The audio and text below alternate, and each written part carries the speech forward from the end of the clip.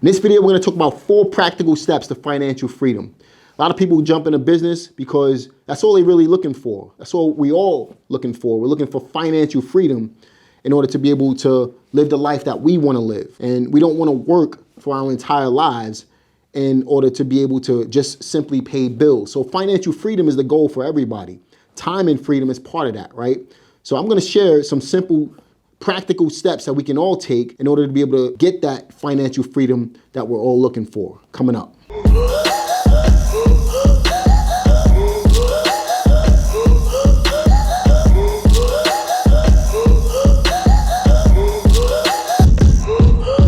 So the first thing I'm going to share with you is why it's important to know where you're going in order to be able to get to where you want to go. All right. If you don't have an understanding of where you're going, you're never going to get anywhere. The second thing we're going to talk about is why it's important not to move on certain things until you actually hit your goal. Then we're going to talk about how you can go ahead and speed up the process in order to be able to hit your goals a lot quicker. And then finally, we're going to talk about what you have to do in order to be able to make all of this happen. Without this final step, then you're never going to be able to reach your goals. So step number 1 in these 4 practical ways to achieve financial freedom is to have a plan. So in order to have a real plan, what I really want you to focus on is the goal that you're looking to achieve. Where do you want to be in 3 to 5 years? All right. Now, I know that sounds cliche. Okay. I know a lot of other people talk about that, but there's a reason for that. All right. Again, you can't get into a car and you can't start driving without having a destination. If you get into a car and start driving without having a destination, you're going to continue to end up where you are right now. So have a plan. Now, a simple plan that you can incorporate today in order to be able to at least know where you are, measure where you are right now, is to know what your monthly debt is. All right. Now, it's important for you to understand that in order to achieve financial freedom, you don't necessarily have to eliminate what you're spending on a monthly basis. You just have to at least make and exceed what you're making on a monthly basis in order to make that happen. Take out a notepad or pull out your computer or whatever the case may be. Go out there and find out how much you're spending on a monthly basis so you can know what you're measuring up against and be able to move into step number 2. Now, step number 2 is a really important one. It's probably going to be one of the most important steps in the whole financial freedom spectrum, and that's delayed gratification. All right. So rather than adding on to your monthly debt that you just found out you had, the monthly expenditures that you have, rather than adding on to that, you want to stay exactly where you are. Right. But you have to delay gratification in getting things that you want now to hold off for things that you can get later. Don't buy anything until you invest enough money into a certain investment. And obviously, I love real estate investing, and you can tell by this channel, but don't purchase anything until your investment can cash flow enough to pay for the thing that you want. You might be in a mall, use a better example. You might be in a mall and you might see a new pair of sneakers that you want, right? But if you invest that money into the sneakers right away, then you're not delaying gratification. I guarantee if you just left the sneaker store and you slept on the amount of money that you were just about to pay for the pair of sneakers, you're probably not going to go all the way back to the mall to pick them up. That's delaying gratification. So don't be spontaneously purchasing things that you just want. Okay, invest your money, and it's okay to want them. But when you make the investment should pay for the toys that you want later on. That's step number 2 to financial freedom. So step number 3, this is another practical way for you to achieve financial freedom. And that's to use the resources that you already have. All right. So if you don't have a lot of money, one resource that you have is time. All of us have time. We all have the same 24 hours in a day.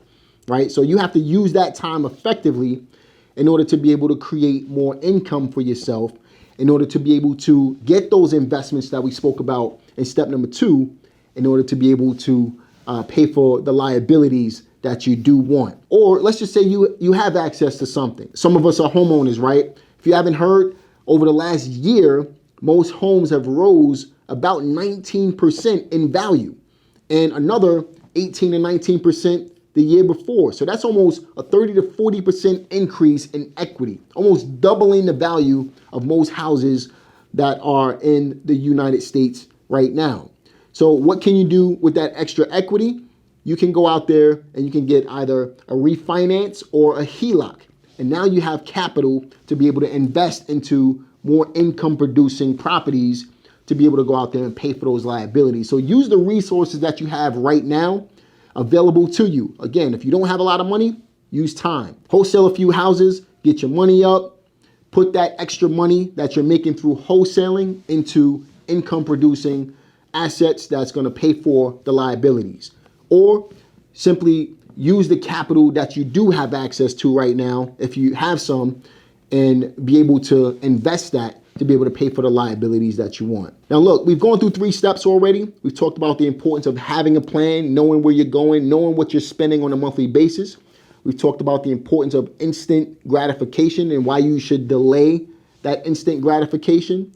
And we've also talked about using the resources that you have access to in order to be able to get from where you are to where you want to go a lot further.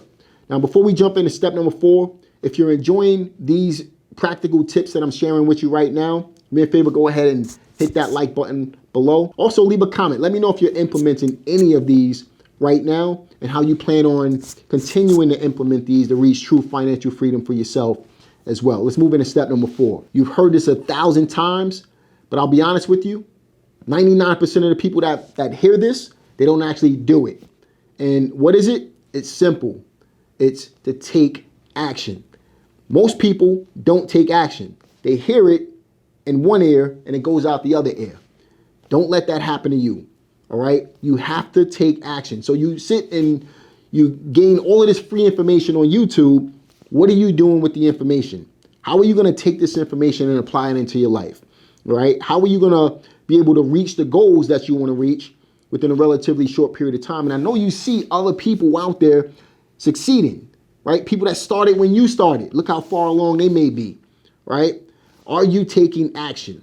That's the most important piece to the puzzle. The first steps don't even matter if you're not taking action. So you have to get out there and you have to take massive action in order to get massive results. When I first started in real estate investing, I had a plan and I knew what I wanted out of the business. And that's how I was able to hit my first $1 million by the time I was 25.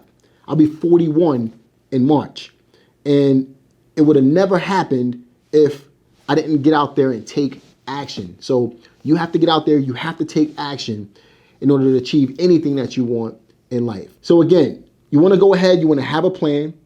You want to make sure that you're delaying gratification. Make sure that you use the resources that you have access to. We all have time. And make sure that you're buying assets to pay for your liabilities. You don't want to be working until you're 50 and 60 years old trying to pay for liabilities just because you wanted the liability right now. How about you get whatever you want multiple times over when you have assets paying for them and you don't even have to work for that money. And none of this will happen unless you get out there and take action. If you're stuck right now and you're afraid to get started, there's a reason for that. Actually, just put a video up right on the screen that I want you to watch right now. I hope this video is going to help you out.